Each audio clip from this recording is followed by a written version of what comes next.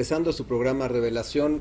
Nos quedamos, Gerardo, en el segmento anterior comentando de este hecho que sucedió ayer frente al hemiciclo a Juárez. Por un lado, una barricada de granaderos, por otro lado, más de cerca de 1,000 personas haciendo su peregrinación, ofrenda a la Madre Tierra, queriendo llegar hacia el Templo Mayor, y frente al hemiciclo a Juárez se da este proceso de diálogo de cerca de 1 hora. Lo interesante es lo que representa el hemiciclo a Juárez. ¿Por qué fue ahí? Fue el primer presidente indígena de México. Sí. Por otro lado, es el presidente que separa Estado de la Iglesia. Y lo que representa entre los individuos como entre las naciones, el respeto al derecho ajeno es la paz. Además, una frase que envuelve pues muchos significados y que la han tomado pues ya varios pues activistas hace ya pues por lo menos 2 generaciones, y pues ya se convirtió en una frase cliché, ¿no?, de defensa de derechos humanos. Pero sabes una cosa, Norman, y como tú bien lo dices, el hecho de que se hayan opuesto policías a un trabajo de la sociedad civil que no atenta contra el orden público en ningún momento y que se les obstruye su derecho de paso, es un abuso totalmente de parte de las autoridades de políticas del gobierno para franquear un trabajo que por años se viene realizando. Segundo, que no pone en ningún sentido el alterar el orden público, y en tercero, que viola los derechos de las organizaciones civiles realizando un trabajo que además es la defensa de la identidad, de la cultura de nuestros pueblos originarios.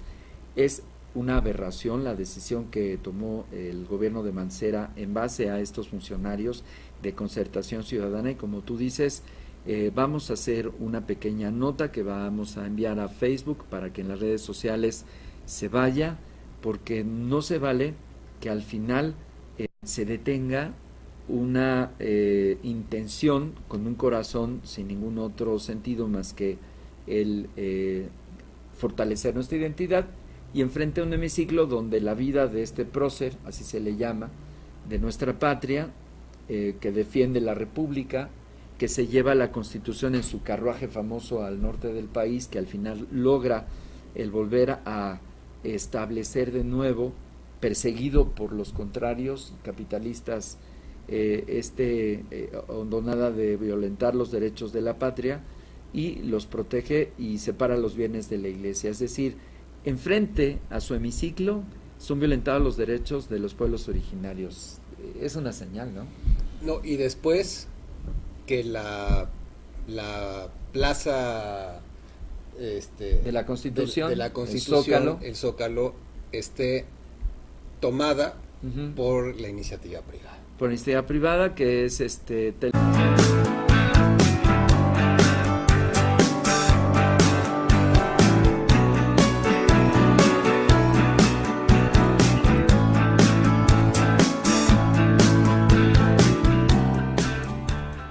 Amigos, regresando a su programa Revelación, nos quedamos en el segmento anterior, Gerardo, hablando de lo que representa Benito Juárez, el legado que nos deja, y la frase célebre: entre los individuos como entre las naciones, el respeto al derecho ajeno es la paz. Es la paz. Ahí es en donde se da el contingente de diálogo entre los grupos de tradición y la barricada de granaderos. Imagínate, niños, ancianos y jóvenes, la amenaza que justifica tener a los polis ahí enfrente de botas, casco, canas y escudos.